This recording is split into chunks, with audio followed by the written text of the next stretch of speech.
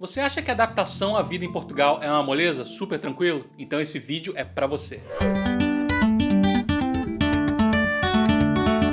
E é hora de mais um super vídeo aqui no seu canal Maximizar. Se você tá caindo de paraquedas assistindo pela primeira vez, o meu nome é Max e nesse canal a gente te fala praticamente tudo o que você precisa saber se em algum momento da sua vida você pensa em morar em Portugal. Agora, quando a gente tá planejando, pensando em morar em Portugal e tá lá no planejamento, a gente tem a tendência a não pensar em coisas ruins, né? A gente tá focando em tudo que vai ser melhor, né? Aquele sonho de morar em Portugal com qualidade de vida. E muitas das coisas que acontecem, as dificuldades que acontecem, passam meio despercebidas. A gente só vai lidar com elas quando elas acontecem em Portugal. Isso foi muito verdade pra gente, pra mim e pra Lívia. A gente planejou pra caramba, né, a parte prática, mas algumas coisas a gente só sentiu na pele em Portugal. Agora, um dos objetivos desse canal, um dos motivos que a gente criou esse canal foi exatamente usar a nossa experiência em Portugal pra ajudar você que tá se planejando pra ir pra Portugal. Então eu separei aqui 5 dicas, na verdade, de coisas, de dificuldades que você pode ter em Portugal para você jogar aí no seu planejamento e se planejar, se preparar melhor para morar em Portugal. A dica número 1 tem a ver com documentação. Eu posso compartilhar o meu caso. A Lívia já tinha cidadania portuguesa, então eu fui tirar minha documentação, que era mais rápido eu tirar minha documentação como cônjuge de cidadã portuguesa do que fazer a minha cidadania por casamento. Eu ia fazer isso depois, aliás, estou fazendo agora. Então a gente achou que ia ser moleza, que ia durar, a gente via nos sites e pesquisava na época, né, 2016, 2015 isso, e durava ali em torno de 3 meses. Eu falei, 3 meses...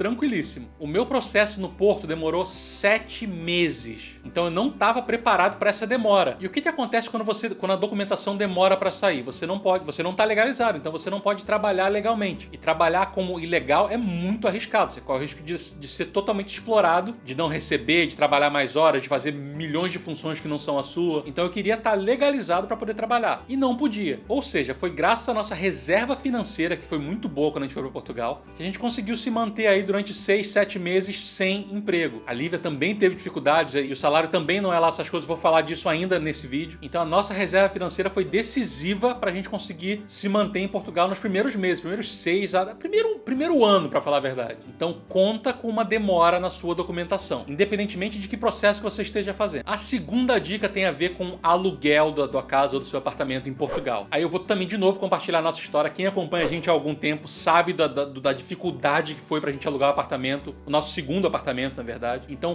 pro que você tem que estar preparado? É claro que você tem que estar preparado para a dificuldade em encontrar um apartamento. A gente procurou demais. A gente demorou 40 dias aí para conseguir alugar o nosso apartamento, mas 40 dias de uma busca assim frenética. Então essa é a primeira dificuldade. Ou seja, se você está indo em Portugal e você não tem um lugar para ficar, garante aí pelo menos um mês em algum lugar, alugando um quarto ou alugando Airbnb, o que você preferir, porque pode ser que demore só para você encontrar um apartamento para alugar. Aí quando você encontrar um apartamento, você tem que ver preço, né? Tem que ver se o preço está legal, cabe no seu orçamento. Você vai ter que ver a localização, que nem sempre você vai conseguir encontrar um apartamento exatamente onde você quer. Então isso pode levar mais tempo também. Tem a certificação energética que eu falei no último vídeo. Se você não assistiu, vídeo essencial, clica aqui. Muito importante alugar um apartamento com certificação energética de C para cima. Uma coisa que você não vai querer é passar frio dentro de casa. E um outro detalhe também que pega muita gente de surpresa é que provavelmente você vai ter que pagar vários aluguéis adiantados. Muitos dos proprietários exigem fiador. O brasileiro que está indo morar em Portugal, dificilmente ele vai ter um fiador. Então, para compensar isso, os proprietários pedem aí 6 meses até 1 ano de aluguéis adiantados pagos à vista. Então você vai ter que estar com uma grana separada. Aí eu volto a lembrar, reserva financeira essencial para você não ter essa dor de cabeça, pelo menos. Entre várias outras que você pode ter se você não tiver uma reserva financeira legal. A terceira dica tem a ver com o emprego. Muita gente se preocupa, obviamente, com a questão do emprego em Portugal. E é claro que eu não estou me referindo agora, né? Essa época de pandemia aí tá tudo super complicado no mundo inteiro. Então a minha dica aqui vai para, claro, quando as coisas começarem a melhorar em Portugal, e eu tô supondo que você vai esperar as coisas melhorarem para se mudar para Portugal, é o que eu indico. Então o que você precisa saber sobre empregos em Portugal? Baseados na nossa experiência, minha e da Lívia, e de várias pessoas que a gente conhece em Portugal. A primeira é, os salários em Portugal são baixos. Claro que eu não estou falando todos os salários. Obviamente, se você for trabalhar em alguma coisa que requer muita habilidade específica, principalmente na área de TI, o salário vai ser alto, vai ser bom para viver em Portugal. Mas se o seu caso for arrumar um emprego em praticamente qualquer coisa, na área de restaurantes ou de serviços, áreas que costumam pagar aí salário mínimo, você tem que saber que o salário não vai ser suficiente para você se sustentar, a não ser que você esteja sozinho. Para uma família já é complicado viver com um salário mínimo. Outro problema é, muitas empresas oferecem emprego, só que em part-time, né, meio período. Então o seu salário salário, mesmo sendo bom para meio período, vai ser aí 300, 400 euros, por exemplo. Que foi o caso da Lívia. Ela conseguiu um emprego como professora de inglês, só que eles só contratavam part-time. Então o salário dela ficava ali, variava entre 400, 500. Quando eu juntava com o meu, que também era part-time dando aula quando a gente chegou no primeiro ano, aí dava uma renda legal, a gente conseguia viver. Mas tem essa história. Além do salário mínimo baixo, muitos lugares contratam meio período. Então a sua renda ainda não vai estar legal. E tem também, claro, o que eu falei aqui nesse vídeo mesmo sobre estar legalizado. Se você não estiver com documento em ordem e quiser correr atrás de emprego, você corre sérios riscos de não receber salário, de sofrer exploração aí do seu chefe, de trabalhar várias horas aí com a promessa de que você vai receber mais, aí você vai e não recebe. Ou seja, mais uma vez, a reserva financeira é importante para você ir complementando a sua renda. Dica número 4, a gente já falou algumas vezes sobre isso aqui, mas não custa lembrar, é sobre o clima. Não menospreze o frio de Portugal. Já falei no outro vídeo sobre o isolamento térmico ruim das casas, falei nesse vídeo aqui sobre a importância da certificação energética boa do apartamento. Mesmo não sendo um país onde faz muito frio e neva pra caramba, com temperaturas baixas aí de 8 graus, 9 graus, você pode passar muito frio dentro de casa. E aí, falando especificamente sobre o Porto, além do frio dentro de casa, tem a questão do vento.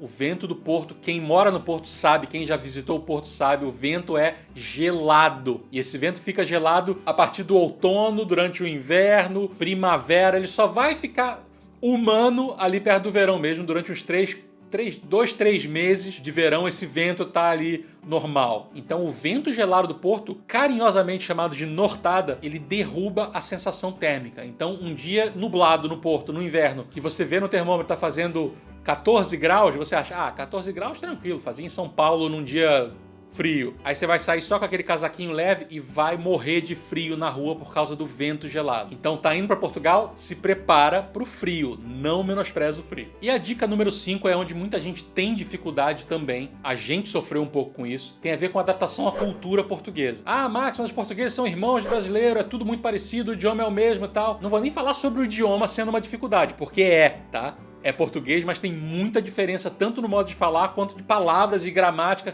Mas não vou falar sobre isso. Eu tô falando em relação aos hábitos, aqueles hábitos que o brasileiro não tá acostumado. Hábitos, às vezes, culturais, por exemplo, em relação à amizade. Isso aí eu senti muito. Eu comecei a trabalhar numa escola e os professores se reuniam pra bater papo e tal. E eu demorei, por exemplo, a ser chamado pra ir pra casa de alguém pra uma festa. E quem tava comigo na roda, todos eram amigos, eles foram convidados e eu não fui convidado. E claro, eu não levei pro lado pessoal porque eu já tinha estudado sobre isso. Então eu sabia que era diferente, mas eu nunca tinha sentido na pele. E foi super estranho. Então o brasileiro faz amizade muito fácil, muito rápido. Né? Socializa muito rápido. Com os portugueses a coisa é um pouquinho mais europeia, né? Porque a gente não pode esquecer, é um país europeu. Então são hábitos europeus também. E essa distância inicial é super normal em Portugal. Não quer dizer que o cara não gosta de você, não quer dizer que você nunca vai ser amigo dessa pessoa. Eles levam um pouquinho mais de tempo mesmo pra deixar essa amizade mais forte. E claro, com o tempo, ótimo, os portugueses são ótimos amigos, a amizade é muito legal, é duradoura, você pode contar com eles pra um monte de coisa, mas é uma diferença que eu percebi claramente no começo dessa amizade. Outra coisa super importante é o estilo de vida. Se o seu estilo de vida no Brasil é totalmente clima de praia, quando eu falo clima de praia, não tô falando só de temperatura, eu tô falando daquela história de